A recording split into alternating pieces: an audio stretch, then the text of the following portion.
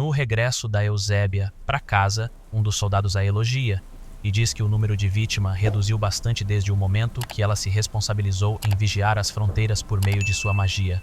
Eusébia apenas diz: "Ok, estou feliz por ter ajudado." O soldado fala que, inclusive, os Brumbles que você conjurou nas paredes já dobraram suas capacidades defensivas, assim como as setas e escudos que você criou provaram-se eficazes contra os monstros. Mas perdoe-me se estiver falando fora de vez, mas não posso deixar de sentir um sentido de camaraderia com você. É como se tivéssemos passado por uma guerra juntos. Eusébia olha atenciosamente para ele e faz um sorriso um pouco desconfiado de quem sabe tudo o que está acontecendo e fala: "Ah, guerra", você diz, enquanto pensava sobre a tragédia causada pela guerra que aconteceu no passado. E logo fala: "Então você é mais percepto do que parece."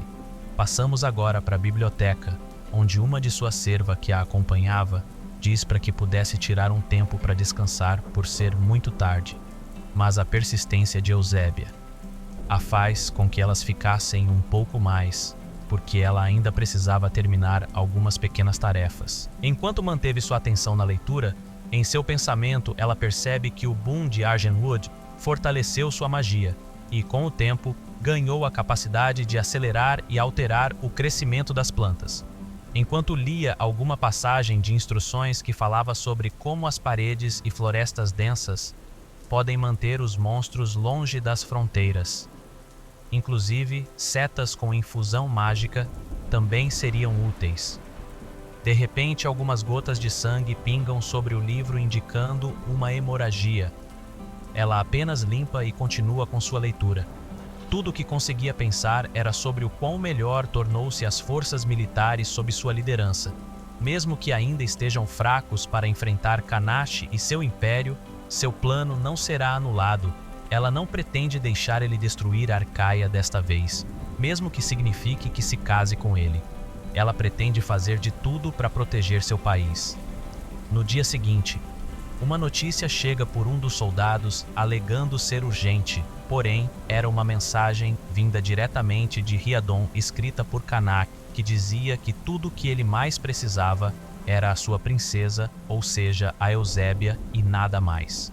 Mas o conselho não ficou nada feliz com a ideia, considerando tal ato como um desrespeito. A princesa, o que faz com que Dietrich fique bastante irritado, enquanto Eusébia com muita calma tomava seu chá, se perguntando se essas são as mesmas pessoas que antes a entregaram nas mãos de Kanak em sua vida anterior, sem nem sequer mostrar tanto interesse nela, como agora que a defendem, porque sabem da sua utilidade para o reino. Mas tem uma coisa que mudou do passado, que é a demanda de Kanat, de escravo para se levantar como imperador. Suas lutas poderiam ter sido tão difíceis, ou ainda mais degradantes, do que a vida que teve de suportar. Só que atualmente isso não é de sua preocupação, no entanto. Enquanto o debate prosseguia com a questão de que se realmente teriam uma chance contra o poder das forças de Riadon, Dietrich tenta educadamente dizer para Eusébia que nada dói mais a um irmão do que enviar sua adorável irmã para a terra dos selvagens, referindo-se a Riadon, mas como o príncipe coroado de Arcaia, ele acredita que deve pensar primeiro na nação antes de uma decisão dessa for tomada, já que ela é a única guardiã que garantiria a proteção do império. Enquanto Eusébia pensa o quanto ele é bom em palavras bonitas para mentir, e diz: "É claro." Uma semana depois, Dietrich entra no quarto de Eusébia, que diz: "Parabéns, Eusébia." Eusébia apenas fala: "O que te traz aqui a esta hora?" Dietrich fala: "Ora, você deve estar com tão frio assim? Eu só queria me despedir antes de você partir para Riadon amanhã. Não vamos nos ver por um tempo. Seja mais gentil com sua família." Eusébia diz: "Apenas prefiro que sejamos breves." Dietrich coloca um colar na mesa chamado de Cristal Enviante, cujo seu encantamento permite a comunicação de longo alcance, no qual ele pretende que ela o relatasse sobre tudo o que aprendesse do próprio Kanak durante sua estadia lá. Com aquelas palavras, Eusébia entendeu que ele a queria como espiã para fornecer informações diversas e importantes de Riadon, e pergunta: "Mas por quê? Se era para ser uma aliança de casamento."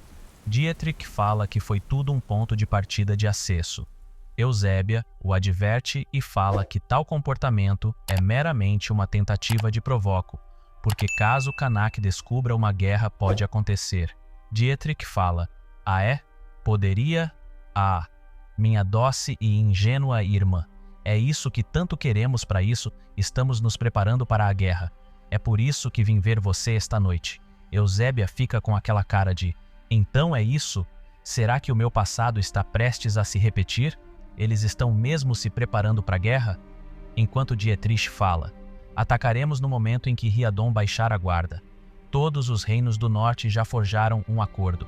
Além disso, há outro aliado que apoia minha causa. Um aliado com poderes além da imaginação. Com preparação bastante, matar Kanak seria uma tarefa simples."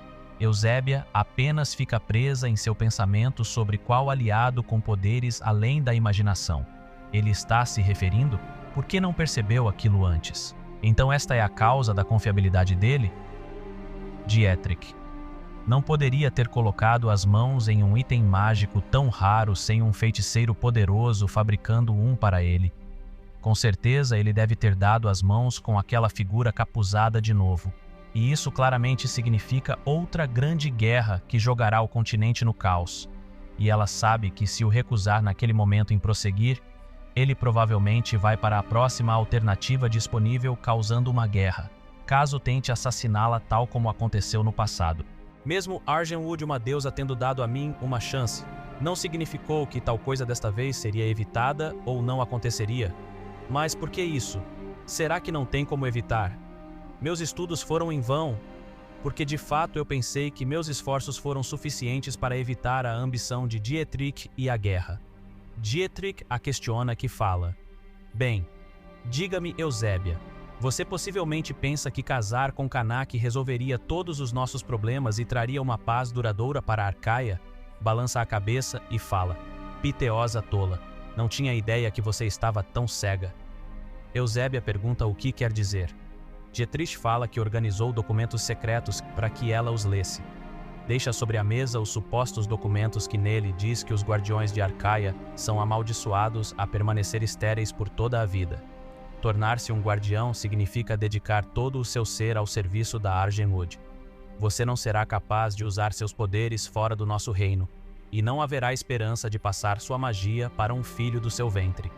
Após ouvir aquilo, Eusébia fica muito mal, e Dietrich prossegue e diz: "Seu corpo, minha querida Eusébia, perdeu a capacidade de procriar no momento que a Argenwood escolheu você. É verdade.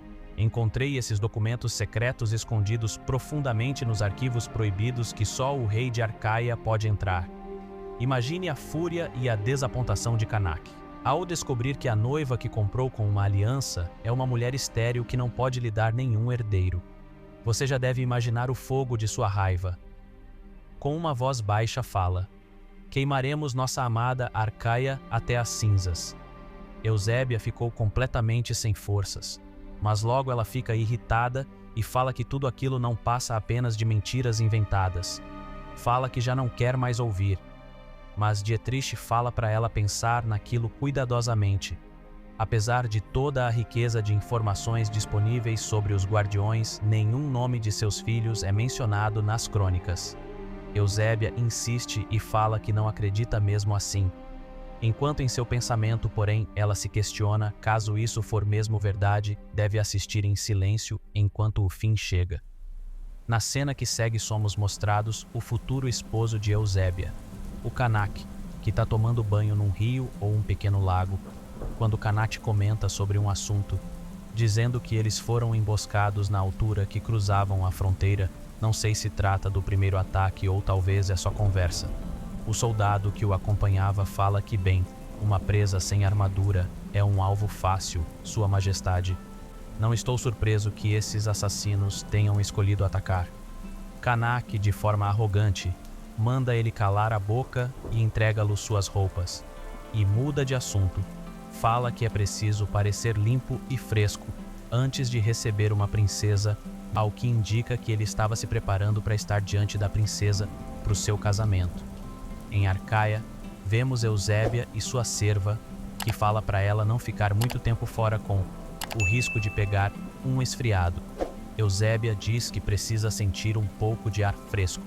Porém, sua serva fala que a preocupa tanto vê-la tão pálida logo no dia do seu casamento, sem contar que na noite passada teve problemas para dormir.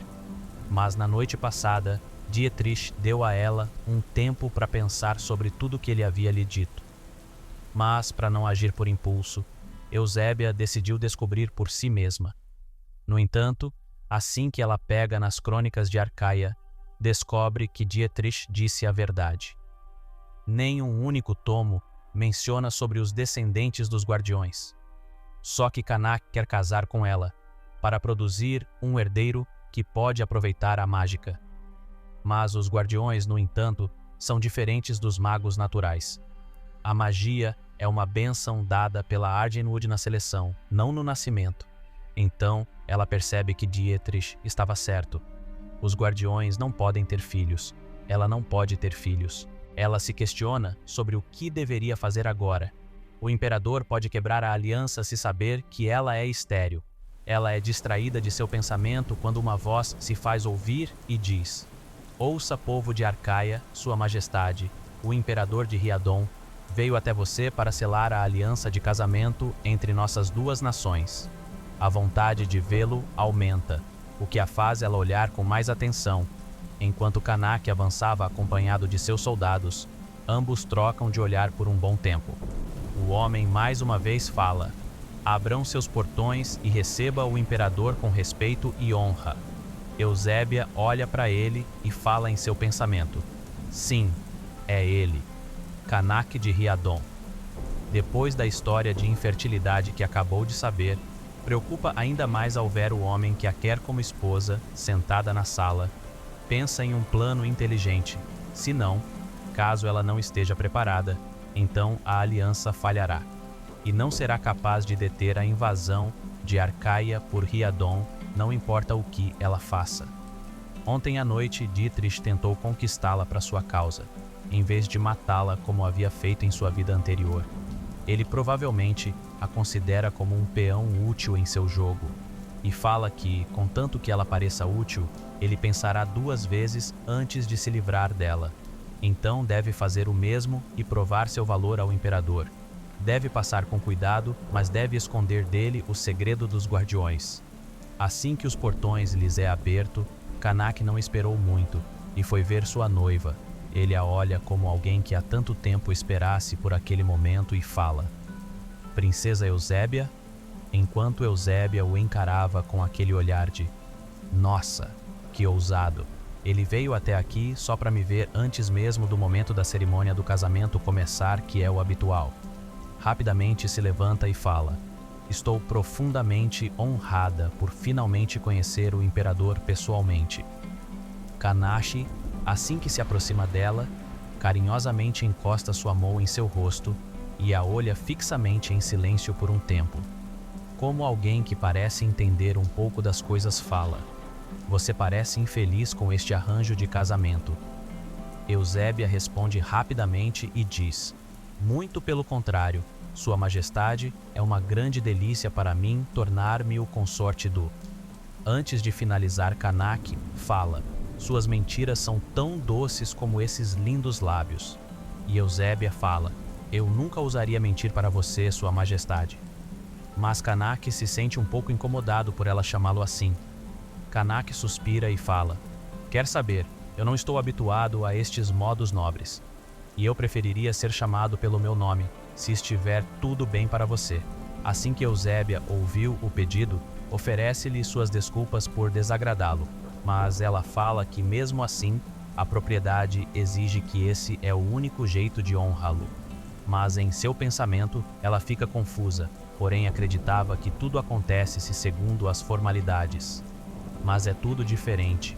Sente que algo está diferente nele, e se pergunta se em sua vida passada foi assim também. Mas Kanak a interrompe e faz uma proposta a ela dizendo: caso ele decida chamá-la pelo seu nome, ela também fará o mesmo por ele? Eusébia não consegue acreditar na proposta que lhe foi feita, e em seu pensamento se pergunta: mas quem é este homem?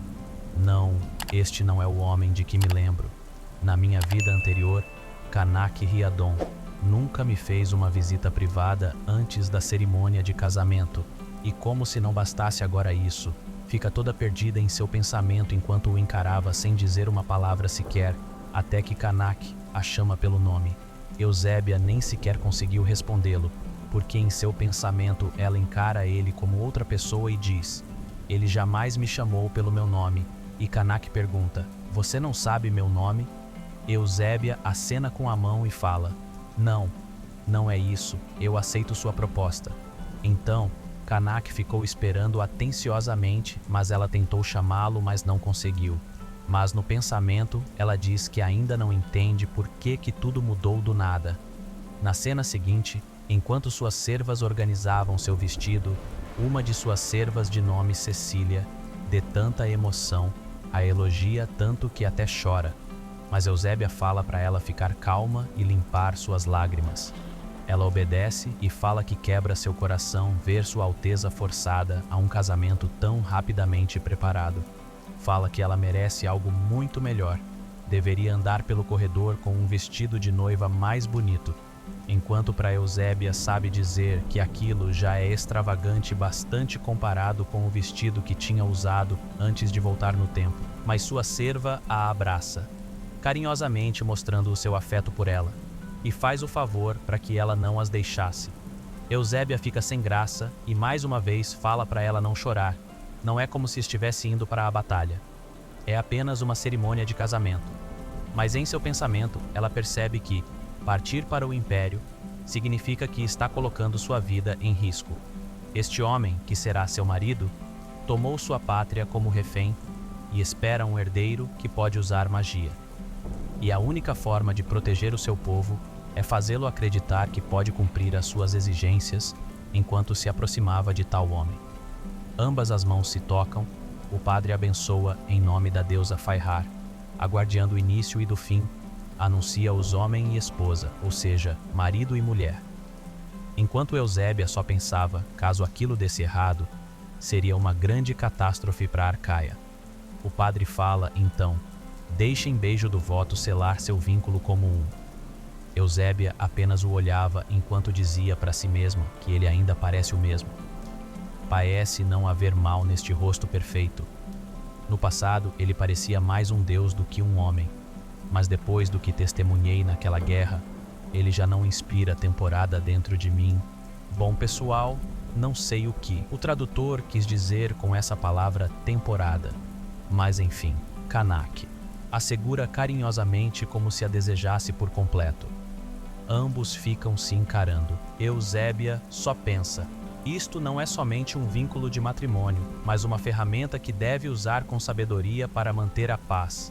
Não importa o que ele faça, seu coração deve permanecer. Quando já ia finalizar o que tinha para dizer, Kanak a beija.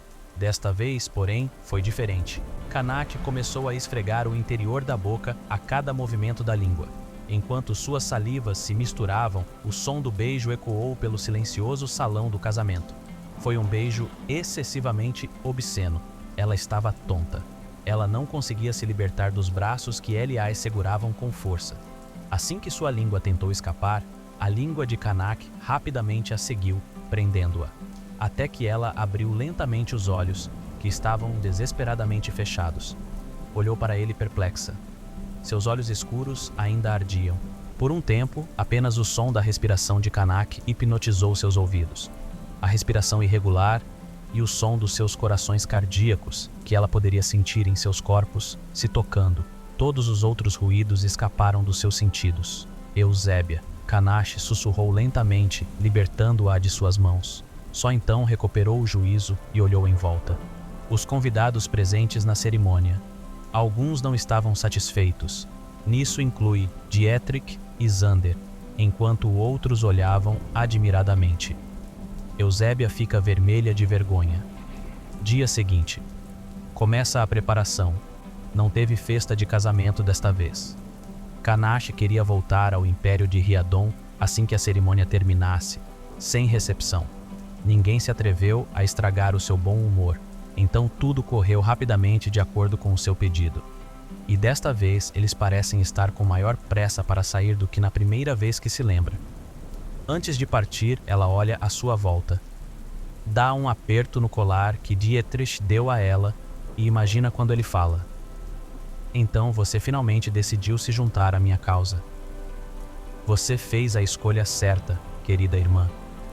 Sua decisão abrirá o caminho para a salvação de Arcaia."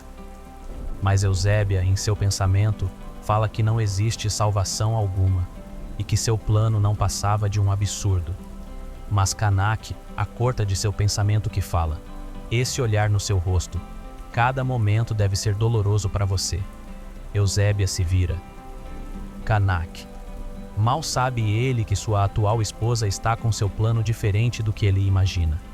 Eusébia pensa sobre o assunto de infertilidade e planeja não se deitar com Kanak, porque se isso acontecer e ele descobrir que ela não pode conceber, pode gerar uma grande revolta. Enquanto Kanak olha para ela e fala: Já irei me juntar a você." Caminha em direção à carruagem e para por um instante fala: "Estou ciente de que é considerado tabu aqui no norte para o noivo e a noiva ao compartilharem uma carruagem, mas não posso, em boa consciência, deixá-la sozinha depois de ver o quanto isso está te perturbando." Fica de joelhos próximo à porta e fala: "Você primeiro, eu venho depois de você." Eusébia, a princípio, tenta vacilar, mas Kanak fala: "Entre, ou você manterá o imperador de joelhos para que todos assistam." Então ela cede, enquanto achava ser algo estranho. Em seu pensamento, dizia a si mesma que coisas diferentes estão acontecendo agora que não ocorreram em sua vida anterior. Primeiro, ele a visita antes do casamento, e agora está ajoelhado para ela. Tenta permanecer indiferente, mas não pode deixar de sentir um puxão frágil que não estava lá antes. Enquanto atravessavam a floresta, ela fica bastante atenciosa e pensativa, com certeza com medo de que o mesmo acontecimento se repita, até que Kanak pergunta se ela por acaso está chateada. Eusébia fala: "Como assim chateada?" Kanak fala: "Bom, talvez não esteja se sentindo bem ou está planejando sua fuga do casamento que talvez nunca quis." No entanto, Eusébia, um pouco chateada, responde dizendo que isso é uma acusação ridícula. Como sua esposa legalmente casada, agora estou devido aos deveres da imperatriz consorte. Kanak pensa que ela está apenas fazendo muito esforço para parecer estar feliz e fala: "Todas as princesas são tão devotadas como você?" Me explica. Por acaso, você estava apenas cumprindo outro de seus deveres quando beijou o homem que você despreza diante do altar do casamento? Eusébia fica chocada com aquelas palavras e diz: "Se posso ser tão ousada, Sua Majestade, o que está havendo com você? Você parece acreditar que não suporto ver você ou algo assim." Kanak suspira e fala: "Ainda bem. Estou querendo te perguntar desde o momento em que nos conhecemos." Eusébia aperta seu vestido como se estivesse se preparando para a pergunta que Kanak lhe faria. Kanak fala: "Que tipo de pessoa há em mim diante de seus olhos?" Eusébia responde dizendo: "Eu vejo o imperador de Riadon, um herói bem respeitado. Contos de seus valores e talentos chegaram aos meus ouvidos bem antes de começarem as conversas de casamento, incluindo a questão da sua origem, é claro." Mas Kanak fala que não está interessado nas histórias que contam sobre ele. Ele quer saber o que ela acha dele. Quem ele é para Eusébia Cataril? Por acaso ela também o vê como um herói? Eusébia trava e não consegue responder por um tempo, enquanto pensava no Kanak do seu passado, super difícil e determinado. Devido ao silêncio na Eusébia, Kanak entende e fala: "Isso foi o que pensei. Agora somos casados, mas você nem está tentando esconder sua desconfiança em mim. Você permaneceu branco como a neve fresca mesmo depois do término da cerimônia. É como se você achasse todo o caso repulsivo." Eusébia abaixa sua cabeça, mas Kanak apenas diz: "Então, minhas suspeitas eram corretas. Este casamento é, mas não termina a última palavra." Eusébia fica preocupada. Em seu pensamento fala que não pode deixá-lo anular o casamento, e tenta reagir para parecer que está preocupada e fala: "Você não entende. Não encontro você ou este casamento repulsando. Eu simplesmente. Também não finaliza a última palavra. Então Kanak fala: volte para o seu lugar, você pode cair se o carro parar de repente. E dito e feito, o cavalo do nada age estranhamente como se tivesse sido assustado por algo e trava. Eusébia tropeça, então Kanak consegue segurá-la e ela cai sobre seu peito. Ambos se olham meio surpresos. Kanak fala: por acaso você estava indo em algum lugar? Terminando assim a parte 3, valeu, até a parte 4.